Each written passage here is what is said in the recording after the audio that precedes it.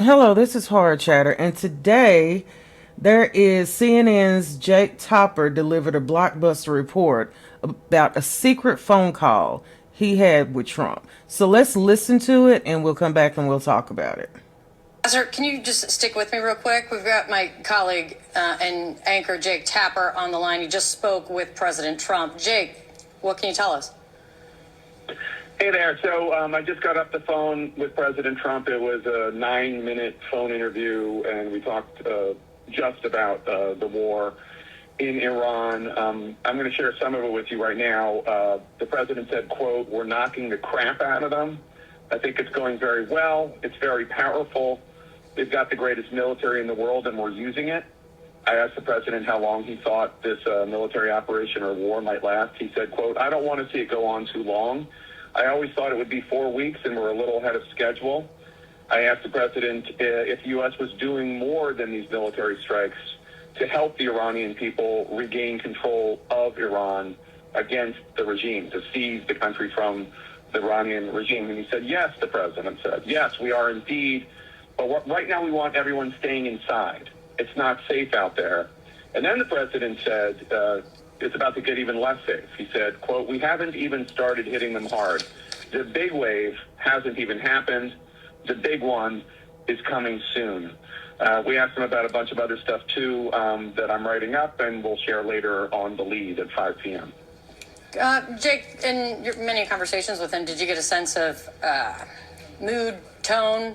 I think I saw it describe, as he's been doing some interviews, especially over the phone, kind of just how he sounds in this moment as this is playing out?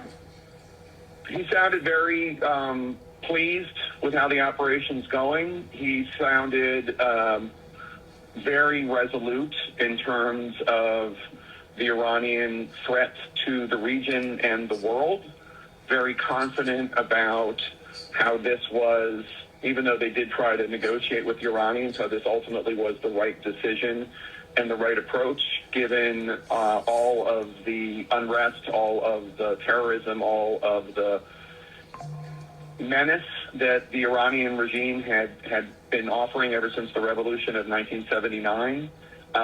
He didn't seem to be in doubt at all, thought things were going really, really well, and we're going to continue. And obviously, we're only on day, 3 of this operation. It started Saturday, and the president is projecting at least possibly that this military operation will last about a month, although obviously that's not a firm and set time period.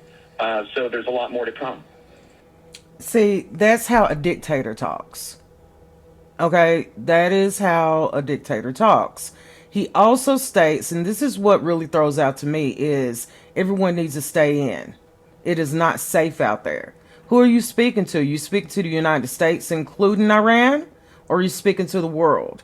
And the big one hasn't come yet. What big one? What are you talking about? What he's doing, he's sitting in the middle of a floor playing Battleship, and that's the way he's operating this world. That's horrific. The way he speaks about what's going on. And like they said, this is day 3, guys. This is day 3. And this is how he's acting, and this is how he's speaking.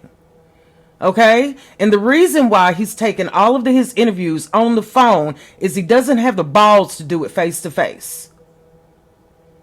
What he's doing is treasonous, crimes against humanity. Okay? Horrific acts against women and children. He needs to be stopped. He needs to be stopped. Congress, get off your asses and do something. Okay? And get him out of here.